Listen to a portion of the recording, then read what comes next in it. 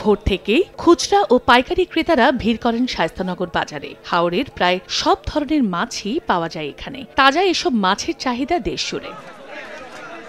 রুই, কাতলা, বাইম, শোল, শিং, মাগুর সহ বিক্রি হয় প্রায় সব প্রজাতির দেশি মাছ। সরবরাহ বেশি থাকায় দামও কমে এসেছে। এখান থেকে মাছ কিনে ঢাকা, সিলেট, চট্টগ্রাম সহ দেশের বিভিন্ন স্থানে বিক্রি করেন ব্যবসায়ীরা। ভোর ৬টা থেকে সকাল ৯টা পর্যন্ত চলে বেচাকেনা। ট্যাংরা মাছ, ফুটা আছে, বল আছে, তারপর ভ্যারাইটিস আছে, সাফিরা সহ মোটামুটি দামের বেলা খুব ভালো হয়েছে। এখানে শত পাইকারি আছে, মৌলভীবাজার, সিলেটে, চিটাঙ্গে ফ্যাক্টরিতে যায়, বিভিন্ন জায়গায় যায়, দেশীয় মাছ পাওয়া যায় মোটামুটি সেই মাছ। এখানে যারা আসে ক্রেতা বিক্রেতা ভালো রেটে নিতে পারে, সবাই খুশি হয়ে যায় এখান থেকে মাছ নিলে। তবে বাজারে ছাউনির অভাবে ভোগান্তিতে ক্রেতা বিক্রেতারা। অবকাঠামোর উন্নয়ন হলে বেচাকেনা আরো বাড়বে বলে মনে করে বাজার কমিটি। মাথার উপরে একটা চাপটা নাই, আমরা রই দিল সমস্যায় ভুগি, বৃষ্টি এলে কোথায় যাইমু, আমরা মাথা গোজার কোনো জায়গাই নেই।